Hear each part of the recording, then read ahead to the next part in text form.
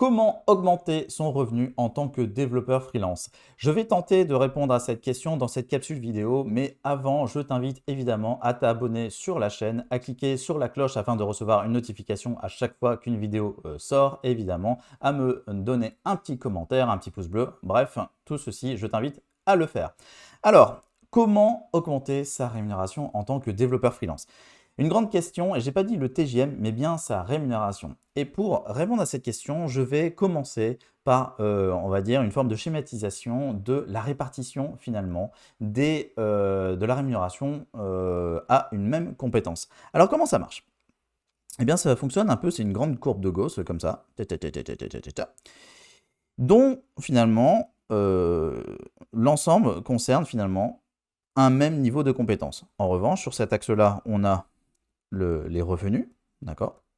Je vais essayer de bien écrire revenus, parce que j'écris un peu comme une patte de mouche maintenant en ce moment sur la tablette graphique, mais je vais essayer de bien le faire. Et ici, finalement, c'est quoi? C'est tout simplement le nombre de personnes, hein, d'accord? Et donc, du coup, le nombre de personnes à même compétence moyenne, on va dire. Et donc, il y a une répartition comme ça des personnes sur une compétence moyenne en revenu. Ça veut dire quoi? Ça veut dire que ici, ce point central correspond au revenu moyen d'un freelance. Et du coup, elles suivent également, on va dire, le niveau moyen de TJM, c'est ce que j'appelle le TJM théorique. Donc ça, ça suit un peu le TJM théorique, avec un H c'est mieux, théorique, avec un niveau de un degré d'optimisation fiscale moyen aussi théorique, et qui s'appuie sur 3 éléments qui sont l'expérience, la stack et le lieu. En gros, en général, avec ces 3 critères-là, on a à peu près on va dire le TJM théorique. Mais on a vu finalement dans la vidéo de l'équation de la valeur perçue que ce TGM pouvait vraiment s'optimiser, clairement, en tout cas, qu'il n'est pas si, il n'est pas si figé que ça, et au contraire, on a la main sur le fait de l'augmenter. Mais donc aujourd'hui, je vais être un peu plus précis sur la manière dont on augmente tout cela. Et donc, il y a pour moi 2 stratégies. La première stratégie, c'est de dire que cette même compétence, on va tout simplement optimiser finalement la rémunération à ce même degré de compétence.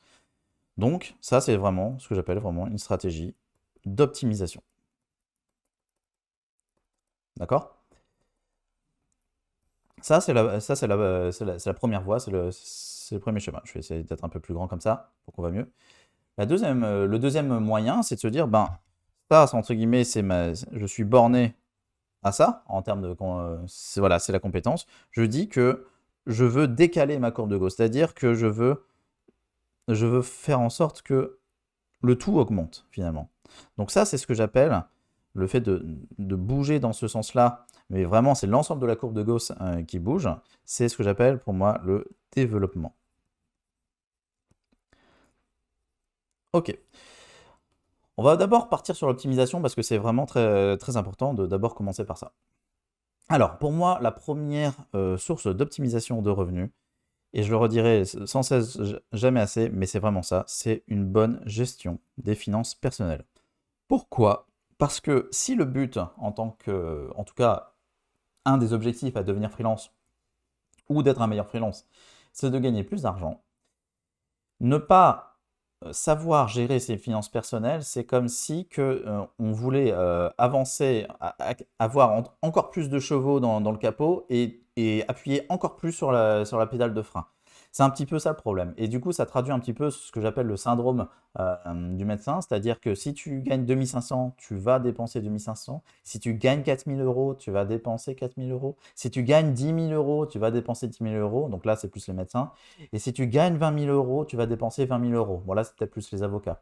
Mais enfin, tu vois la substance derrière. Et au final, alors tu vas augmenter ton niveau, ton style de vie, les dépenses de ton niveau de vie à la même proportion que tes revenus. Mais sauf qu'à la fin, bah, tu auras toujours zéro, et voire pire finalement, tu te seras constitué des sommes de passifs Les passifs, ce sont les objets que tu possèdes et qui te coûtent de l'argent, hein, pour être précis.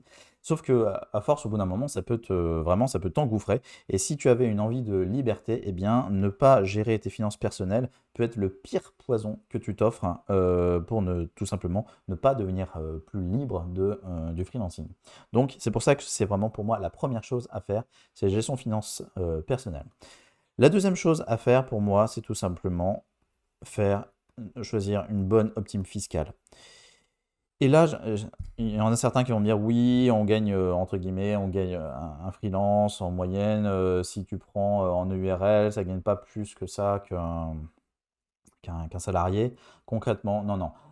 Il existe plusieurs, on va dire, statuts fiscaux, certains, entre guillemets, dont on va dire la palette traduisent finalement le degré de couverture sociale, et donc cette palette permet d'avoir la flexibilité justement entre la couverture sociale et la capacité de rémunération, soit instantanément ou dans le temps, dans le cadre des dividendes.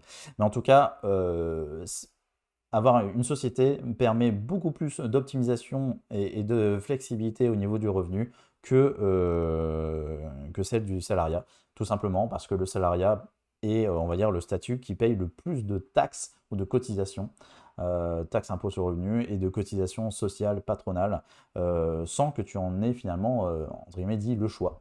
Et donc ça, c'est un gros problème pour celui qui veut optimiser. Donc la manière la plus rapide, au même degré de compétence, hein, je dis bien au même degré de compétence, de gagner beaucoup plus, c'est vraiment une optimisation fiscale aux petits oignons.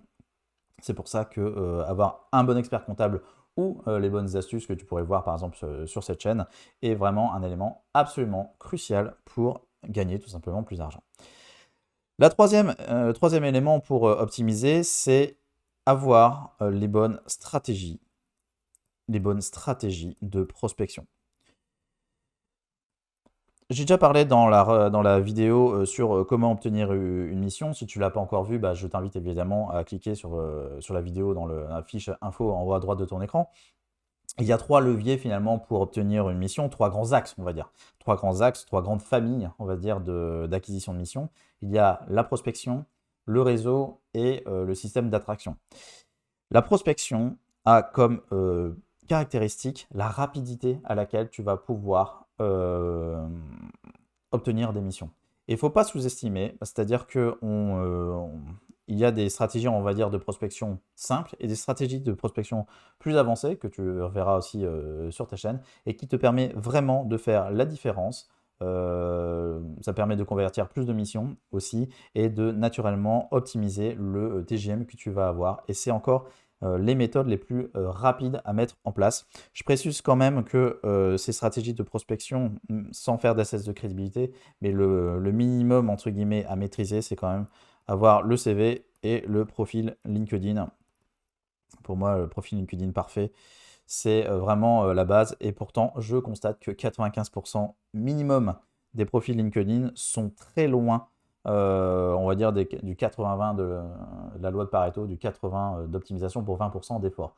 Donc ça, c'est vraiment quelque chose de fondamental et je ferai une vidéo là-dessus sur tous on va dire, les KPI d'un bon profil LinkedIn. Et si elle est déjà sortie d'ici là, tu la verras en infobulle en haut à droite de ton écran. Donc, ça, c'est la troisième élément. Le quatrième élément, et ça, en général, ça fait un peu plus grincer les dents, les développeurs, c'est les stratégies de négociation. Réussir à négocier, à se vendre pendant l'entretien, c'est en général quelque chose qui fait grincer un peu les dents.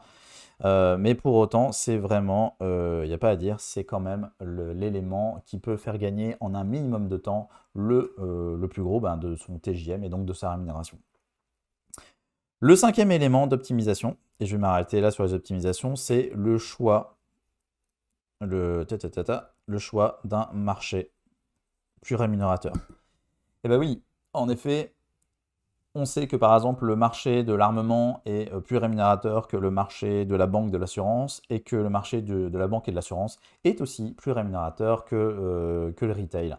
Donc tout est une question aussi après d'éthique, hein, c'est un choix personnel, mais en tout cas il y a une réalité finalement des capacités d'investissement financier selon les domaines, les secteurs d'activité. Et donc du coup, quelquefois, si on veut gagner plus d'argent, il faut juste parfois se positionner sur des meilleurs secteurs.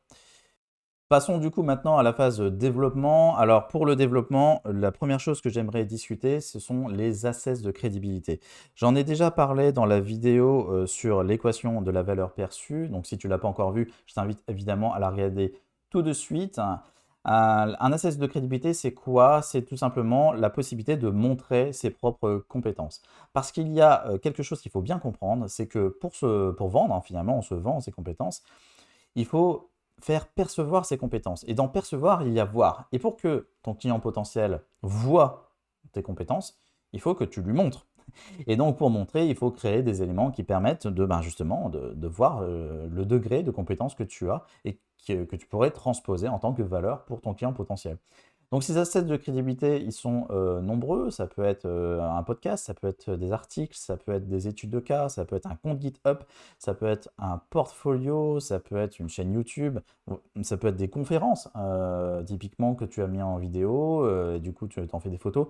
Bref, plein d'éléments qui vont juste, entre guillemets, témoigner de ta crédibilité, en fait, hein, concrètement, ça c'est la partie crédibilité dans l'équation de la valeur perçue. Donc les assets, très puissants, parce qu'en plus, c'est quelque chose qui t'appartient dans le temps et qui ne manqueront pas d'avoir un effet boule de neige, finalement, dans le temps. Ils ne te quitteront pas et feront en sorte de développer ta marque personnelle, hein, quelque part.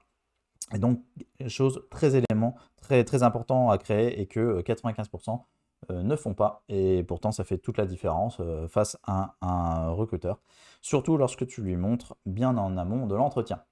Alors, le deuxième élément, et pas des moindres, c'est le réseau. Alors, le réseau, on en parle très souvent, c'est super important. Et du coup, pour moi, il y a deux éléments qui sont vraiment importants dans le réseau. Un, il se crée, enfin plutôt trois, il se crée pendant l'émission, pendant que tu es en mission et pas à la fin de la mission, parce que là, c'est déjà trop tard, hein, concrètement.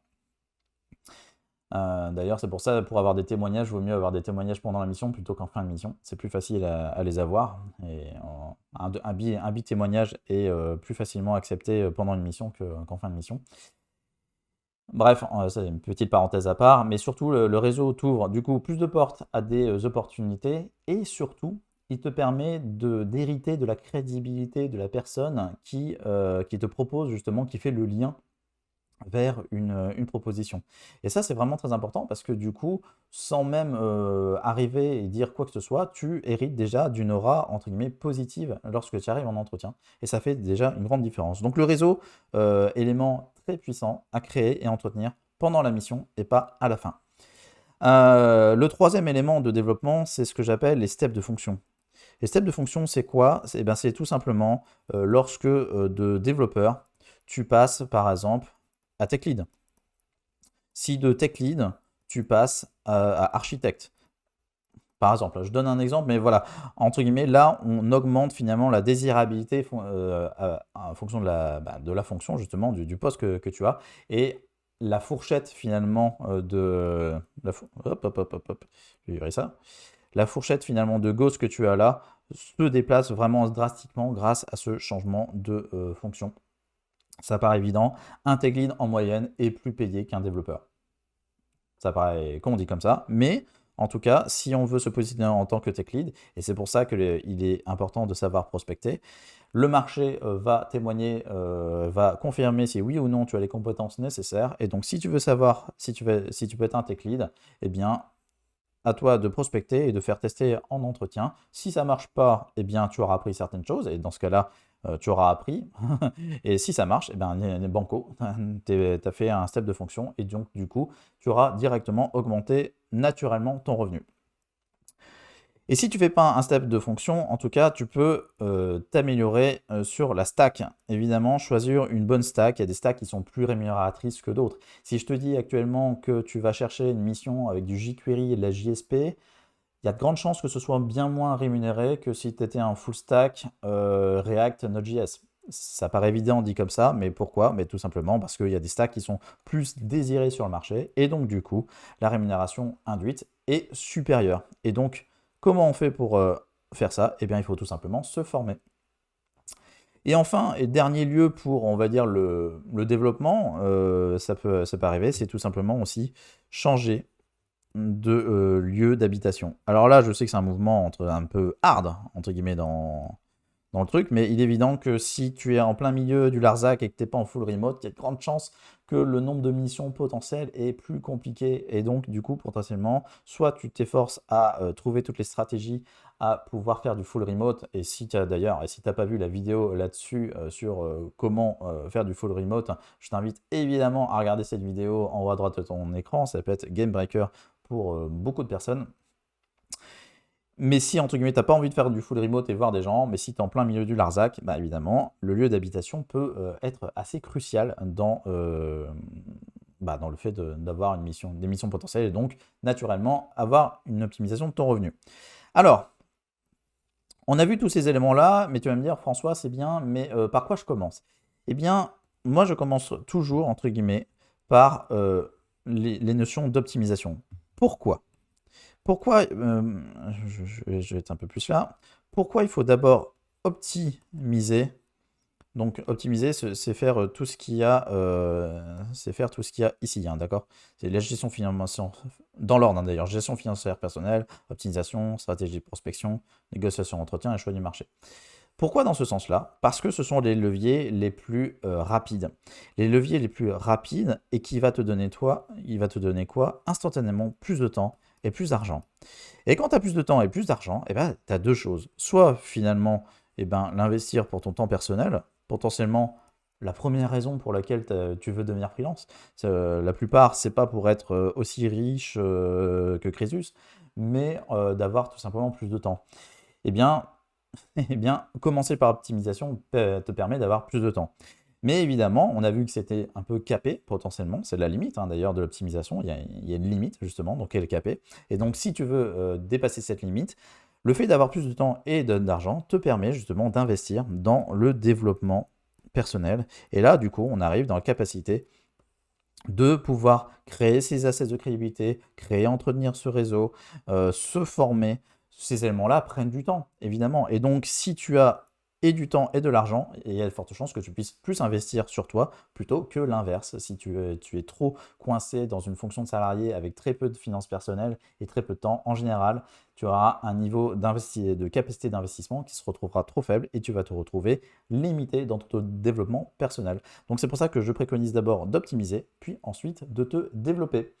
Voilà, si tu as aimé cette vidéo, je t'invite évidemment, encore une fois, à appuyer sur le petit pouce, à t'abonner à la chaîne, à cliquer sur la cloche afin de recevoir une notification à chaque vidéo qui sortira. Et si tu as envie d'aller plus loin avec moi, je te mets un lien en description afin que tu puisses devenir freelance ou en tout cas devenir un meilleur freelance. Je te souhaite une bonne journée. Ciao, bye bye!